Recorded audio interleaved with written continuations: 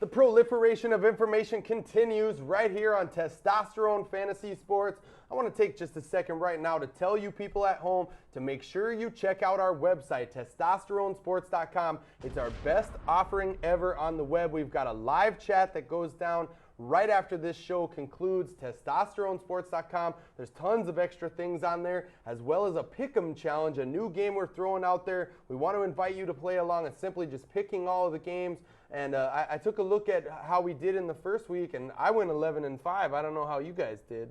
I went 10-6, and I picked some upsets, so I don't know how you guys went. I also went 10-6, picked some upsets. I'm in the clubhouse one game ahead. So we want to definitely, I had to throw that out. We definitely want to invite you to go to the website, testosteronesports.com. Back to the matchups. New Orleans Saints traveling to Washington to play a Skins team that really looked disorganized in their opening game. Jeff, I've talked to you about the Skins. You've got a strong take on their team and their situation right now. Yeah, well, honestly, I think Jim Zorn looked pretty over his head. The one thing that I think they've done since that game that happened on Thursday night, it was the season opener, is I think they went back in-house. They started to focus on what they need to do. They had a few extra days, 3 extra days to prepare for this game, and I think it's going to translate into a victory against the Saints. I like Portis to get things going. I know the Saints have a pretty decent rush stuffing defense, but I know that Washington is going to come hungry, and they're not playing the Giants here. They're playing the Saints. Although I think the Saints are going to be pretty good through the air, they're going to be able to stuff the run, and when you do that in the NFC East, you usually win in their own house. I say Washington takes home the victory. Nice, Jeff. I mean, I definitely think Clinton Portis will be more effective this week than he was last week. Ernest Graham gashed the Saints last week for 91 yards on just 10 carries, so I like Portis here. Now, Zach, the Saints got a big win in their opener. They've got a high-flying offense, but they lose Marcus Colston. What do you look for them in this matchup? They're on the road at Washington, a tough place to play. Not only did they get the big win, but it did come with a big loss. And like you said, Marcus Colston, he's out for 4 to 6 weeks with a torn thumb ligament. But at the same time, I expect them to keep passing. They're a passing offense. That's the strength of their offense. And I expect guys like Devery Henderson, David Patton to step up, and Jeremy Shockey. They brought him in. I expect him to get more looks.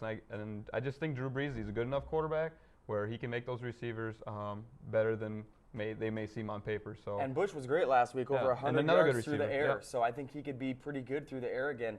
8 to 10 receptions. And they could put him in the slot, which I could see them doing, moving him out in the slot, get him matched up on linebackers or safeties, and just give him that mismatch. So I expect them to keep throwing, and it is going to be a tough game. And I actually did pick Washington to win this game. I just think their defense at home is going to slow down the Saints enough to get them the W. So. Sure. One tough game to call for me in this week is Chicago at Carolina. The Bears were a real surprise in week 1, as were the Panthers coming out. Both teams winning on the road against AFC opponents that are supposed to be better than them in the opponent's house. Now here Chicago travels to Carolina.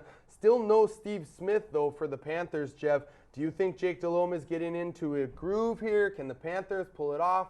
Or are we seeing a Bears team that's actually legit with Kyle Orton? Well, I really think that Carolina's going to come out and perform well. I mean, when a team goes into San Diego and is able to pull out a last-second victory like that, it says a lot about the chemistry of the unit, not giving up until the very end, and they were able to get the W. I think they keep things going here against a team with a real suspect offense, in my opinion. Absolutely. The Bears are about to crash back to earth a little bit. I do like their defense because it's loaded with playmakers throughout the course of the early part of the game. But as the season wears on, they're going to struggle more. So I really think that Carolina will get the victory here as they're able to stuff the Bears' run and do something nice with D'Angelo Williams around the edge. One thing that's really important to watch here is a burgeoning tight end, Dante Rosario. I think I'm saying that right. He caught the winning touchdown catch last year. We've talked about this on our show for several years now, how the Panthers they've never really had an elite tight end.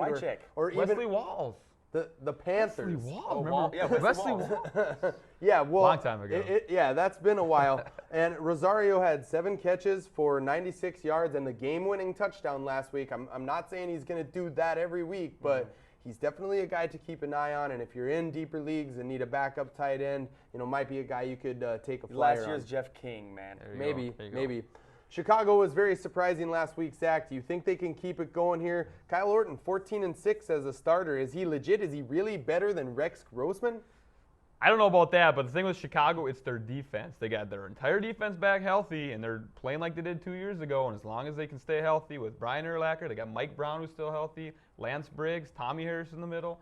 They're going to be a team to be reckoned with just because they're not going to need to score a lot of points. And they got a solid running game. Matt Forte, the rookie out of Tulane, came out and he had 123 yards and a touchdown. Looked really good, broke a long run. Absolutely. So as long as they can maintain that defense, keep everybody healthy, and continue to be a rushing offense, I don't think they're going to ask a whole lot of Kyle Orton. They can be successful. But if the Panthers defense is able to hold LT to 97 and no touchdown, you got to say there's no way Forte does anywhere close to that, man. Really. It's a whole new game. I don't know. Come on I think now. he approaches 100 yards. He's going to get his 20, 25 carries, and they're going to get good field position. I with was their very defense, impressed so, by yeah. Forte. I mean, Jeff kind of been down on Forte throughout the entire preseason. On the scheme, the rushing scheme in general, with no passing game. If you watch that game, he was finding holes when there was no holes. he looks He's electric a to me. slippery guy Forte for how will big not he get is. in the end zone, and he will not have more than 80 yards.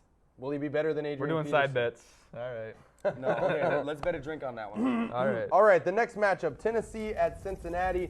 There was no team that looked worse than the Bengals in their opener, 154 net yards. Carson Palmer completing just 9 passes for 94 yards and an INT against Baltimore. Chris Perry less than 3 yards a carry. Chad Ochocinco and TJ Hoosh combining for 4 catches. Jeff, this offense is diseased and needs to be avoided. Yeah, stay away from all Bengals, even TJ Houshmandzadeh. You know, last year when they weren't doing very much, it was Houshmandzadeh who kind of was the stable force throughout the season for them. That's not happening. They're giving up a lot of the rush. Carson Palmer getting blitzed every other play, and they're just not able to run the ball. So their defense is so bad that the other team just keeps their offense on the sideline the whole game. So it's going to continue. And no offensive line. They suck super bad. Yeah. Stay away from the Bengals, even Chris Perry. Now the Titans play against Cincinnati. Cincinnati lost to Baltimore. I mean, Joe Flacco won that game essentially with a long run last week, and let's not forget that the Ravens put up a gaudy rushing total, 229 yards. Zach, I tend to think the Titans are going to be able to run all over the Bengals here. I totally have to agree with you, and it's another rookie running back. Chris Johnson looked absolutely phenomenal last week. He had 15 carries, 93 yards. He caught a touchdown pass. I expect him to catch another 4 or 5 passes from Kerry Collins. And I just expect him to run all over the Bengals. The Bengals can't stop anybody, so why are they going to stop the Titans? So I expect a big game out of Johnson.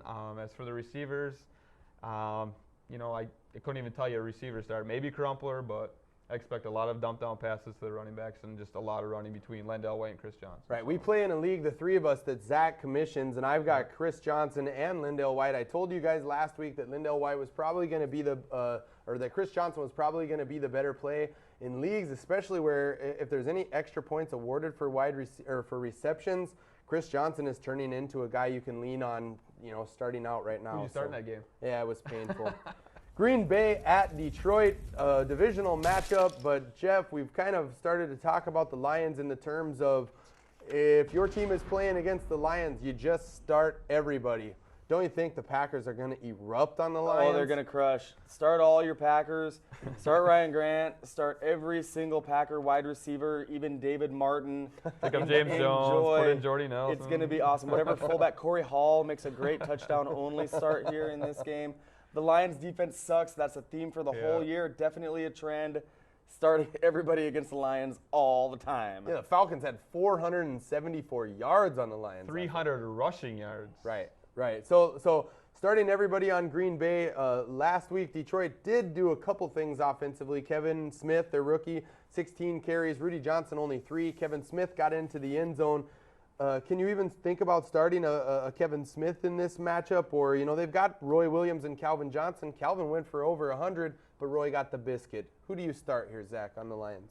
Well, if Kevin Smith maybe as a third running back or a flex position guy, he might get in the end zone if they get down. I mean, Adrian Peterson had 100 yards touchdown last week against Green Bay, but the guys you're going to want to start are going to be Calvin and Roy, and maybe even John Kitna, because they're going to be behind the whole game, and they're probably going to be behind early. They're going to be throwing a lot, and it looks like Calvin Johnson, he's turning into that elite receiver that people thought he was going to be when he was drafted last year by the Detroit Lions. So, Dude, did you just compare Kevin Smith to Adrian? I just said that Adrian ran for 100 yards. I said he might get in the end zone. I'm not saying 100 yards. Okay, Buffalo. First, it's Forte and LT. Buffalo, Buffalo at Jacksonville in the next matchup as these two kind of go at one another and waste the time. The Bills were really impressive to me last week. I mean, we've been talking about Trent Edwards as a guy who's kind of coming along, Zach, making some strides. They've got a nice running back there, too, in Marshawn Lynch. Can they go into Jacksonville and beat a banged-up team? I agree with you. I fell in love with the Bills last week watching them play, and I think they have a really well-rounded offense. Trent Edwards is coming into his own. He's got, not only does he have Lee Evans for his deep threat, but he's finding Robert Royal, the tight end, more often than not. I think he had 5 grabs last week, including a touchdown. He ended last year really well. He caught a couple touchdowns at the end of the year. And then they got Marshawn Lynch, who was just a tough runner. He reminds me a lot of the way Marion Barber runs. He gets those tough yards, and not only that, he's a good receiver out of the backfield, which helps out your quarterback a lot. So they're a really well-rounded team. Their defense is coming on. Their special teams unit is one of the best in the league. And they could definitely go into Jacksonville and pull a W, especially with all the injuries that Jacksonville's suffering on the offensive line. So I could definitely see it happen. And the Bills' defense is pretty good at stuffing the run, in my opinion. I'm not buying the Jaguars at this point right now. I think they're a pretty good team, but all they can do is play defense and run the ball. So if an opposing defense comes in and stuffs the run, they don't have any playmakers through the passing game. I don't think that Garrard is much more than a game manager and good on the ground. So I'm not really buying the Jags right now. This is one that I really want to pick the Bills. I like to stick with the home teams primarily, especially when they're a chronic playoff team. Right. But Buffalo's got all the makings of a Cinderella story here this season. You got to want to root for the underdog here. Yeah, I agree too. I mean, we're talking about Evans. We're talking about the Bills going into Jacksonville. Zach touched on this. Let's not forget that the Jags lost their 2 starting offensive guards last week. Gone for the season, both placed and on right IR. tackle. Maurice Williams was put on the IR, and so was Vince Manaway, I think his name is. Yeah, Manawai. I mean, brutal. They had 33 yards rushing last week. This is Maurice Jones. This from right? with Fred Taylor and Jones Drew. Yep, exactly. The final matchup of the segment, the Giants travel to St. Louis, which St. Louis is the other breakdown defense that you just start everybody against. We saw it last week. They got absolutely blown up by the Eagles. You start all your Giants here, right, Jeff? Oh, most definitely. And to me, Brandon Jacobs is the player of the week. I think he's going to be a fantastic running back here in this game. He got it going against Washington in the season opener. And here again, we've got a Giant team who's had 3 extra days to prepare for this game. And we've got a St. Louis Rams defense that I think that my kids' youth team can beat.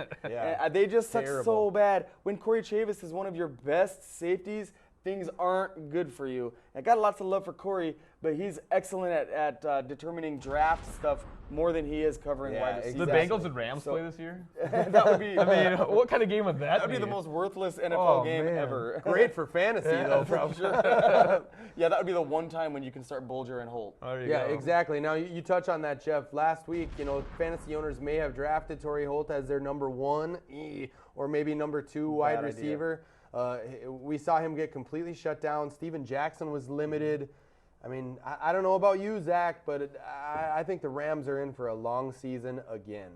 You're giving me the Rams? Sorry, man. I got to do the Rams? Yeah, you got to do the Rams. Steven Jackson's going to have a really hard time getting things going against a fantastic defensive front. It might be a long year. And Torrey Holt, the problem with you, buddy, is you big-timed me when I asked you for an interview. If you wouldn't have done that, you'd have had some mojo. But no, you lost it. Now you have no testosterone to go along with that big-time attitude that you got. So big game, go home, watch it on TV, because your big games ain't going to happen this season at all. Jeff just big-time Zach right there, took the baton and ran with it. Well, we're taking the baton and running with it here. We've got one final segment for you Vikings fans out there. Jeff and Jesse coming back right after this to do the purple segment. We would absolutely love you to stick around. Testosterone Fantasy Sports right after this.